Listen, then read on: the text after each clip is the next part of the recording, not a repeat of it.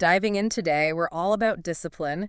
And this chapter we're looking at, it really breaks down why discipline is so key to, taking those big visions we all have and turning them into something real. I don't know about you, but it's like I set a goal and then bam, life just happens. It's amazing, though, isn't it, how we all seem to crave that self-improvement.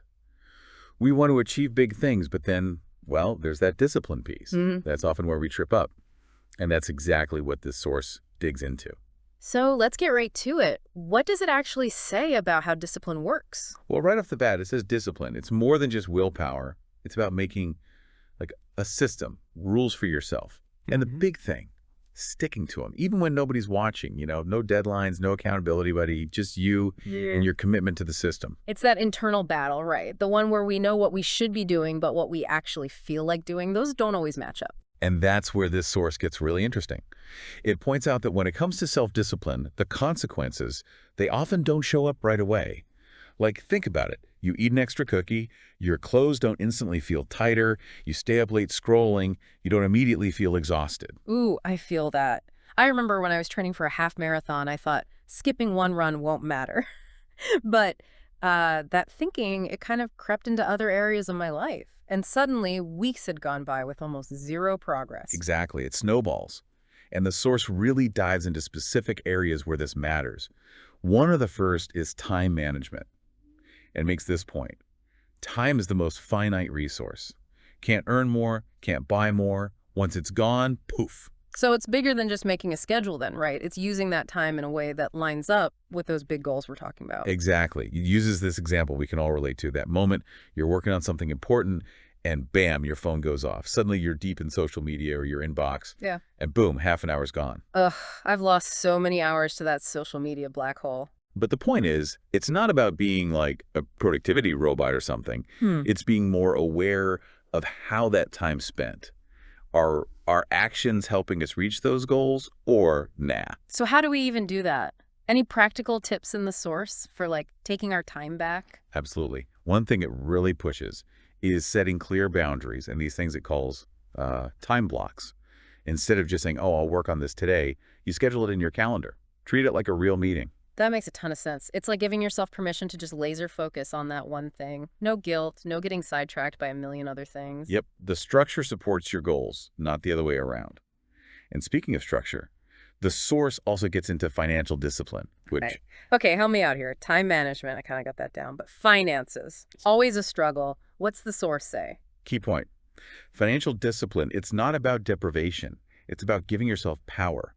The freedom to pursue your dreams, without being held back by money stress or limitations. So it's not denying yourself nice things. It's more like being deliberate about how you spend, making sure your money's working for you. Exactly. It's understanding that even small choices takeout instead of cooking, that impulse buy you didn't need, they add up.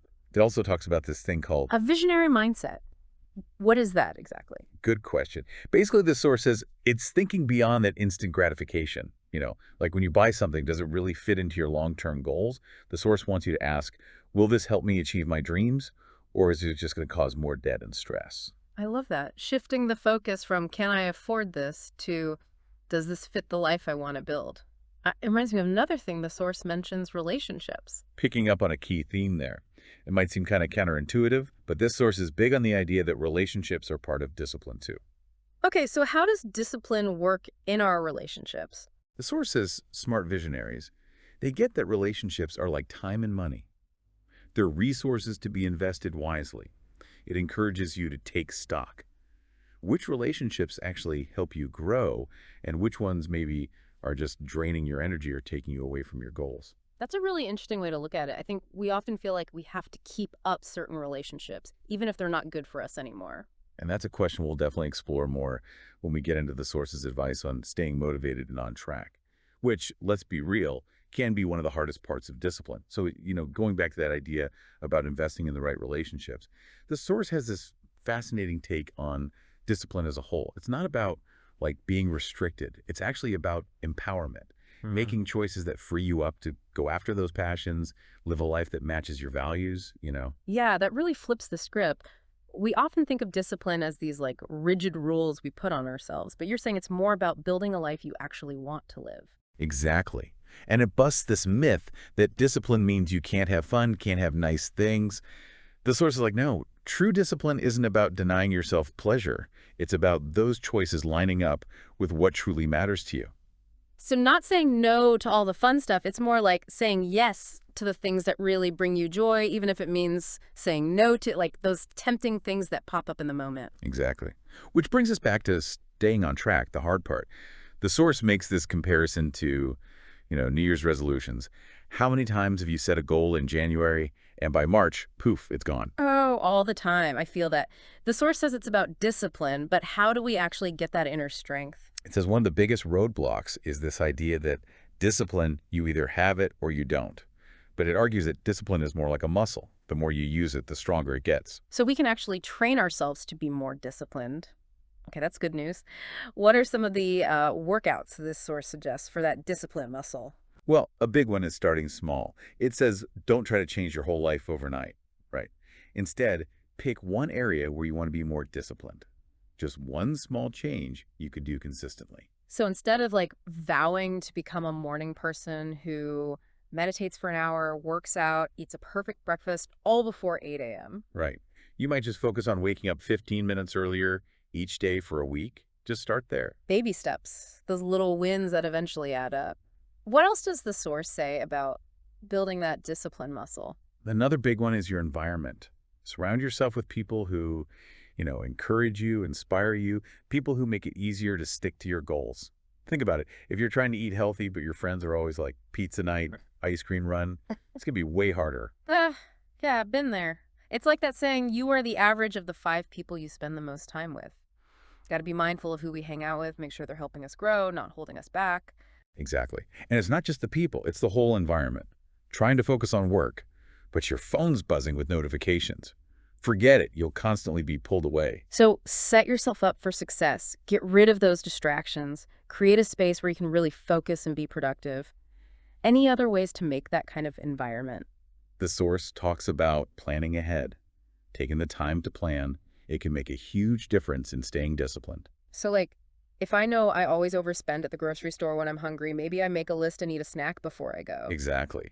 Or if there's a big project at work, actually block out time in your calendar. Yeah. Treat it like a real appointment, no changing it. The source also talks about this thing a lot of people forget, self-reflection. Interesting. How does that fit into discipline? The source is like self-reflection. It's your tool for course correction. Step back regularly, look at how you're doing, what's working, what's not, what needs to change. So it's like checking in with yourself, being honest about how those discipline actions are actually helping you reach those goals. How can we actually do that, though? Self-reflect. Well, the source says make it a regular thing. Maybe journal for a few minutes every morning or set aside a longer chunk of time each week to review your progress. Ask yourself some questions like, when did I feel really disciplined lately? What did I actually do in those moments? And also, when did I struggle? What were those triggers, those thoughts and feelings that led me to those choices? So figure out our own patterns, what helps us stay on track and what throws us off. Yeah. It's about celebrating the wins, too. The source makes this point. When you acknowledge those wins, even the small ones, it keeps you motivated, makes you more likely to stick with it.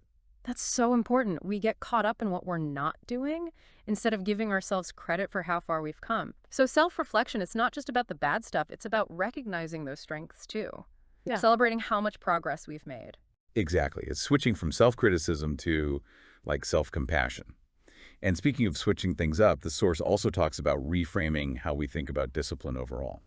All right, hit me with another mindset shift. How does the source want us to reframe discipline? It argues that real discipline, it goes beyond just checking off goals. It's about becoming the kind of person who lives by their values.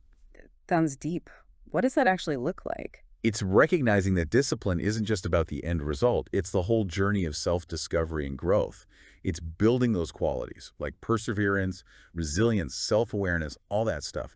And those things help you at every part of your life. So it's bigger than just a to-do list. It's becoming the best version of ourselves, living a life that actually reflects what matters most to us. Exactly. And that leads to this really powerful point. Discipline, it's a journey, not a destination.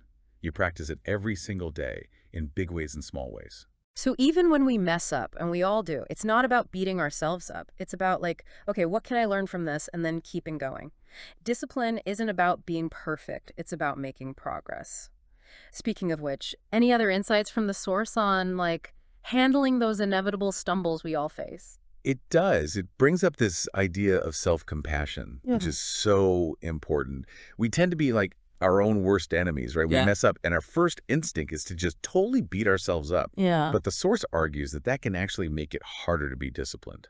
So instead of dwelling on the mistakes, it's more about like, okay, what did I learn? And then moving on with a more, I guess, encouraging voice in our heads. Yeah. The source says when you're struggling, don't listen to that inner critic. Mm. Instead, try asking, what would I say to a friend who is going through this same thing? Chances are you'd be way more understanding and kind to them than you are to yourself. That's so true. We're always harder on ourselves. Right. So the source is all about cultivating that same kindness for ourselves, understanding that setbacks are normal, part of the process. Every time we stumble, it's a chance to learn and grow. I like that. Takes the pressure off of having to be perfect. We can just focus on the journey, even the messy parts. Exactly. And that brings us to what might be the most important thing the source says about discipline. It's not just about hitting goals or changing habits. It's about making sure those actions match up with your deepest values. That's powerful. Can you unpack that a little more? Sure. Think about it. You might have a goal like, I don't know, losing weight or saving a certain amount of money. But why? What's the real reason behind it? Maybe you want to lose weight so you have more energy to play with your kids or save money to travel the world. It's those deeper desires, those core values. That's the fuel for our discipline. So it's connecting what we do every day to that bigger picture, the life we want to build, the person we want to become. Yes. And the source says when we tap into that deeper purpose, discipline, it becomes less about forcing ourselves. It's more about making choices that, feel right, choices that get us closer to our dreams. I love that takeaway. Discipline isn't just willpower, it's about getting our actions and our hearts on the same page.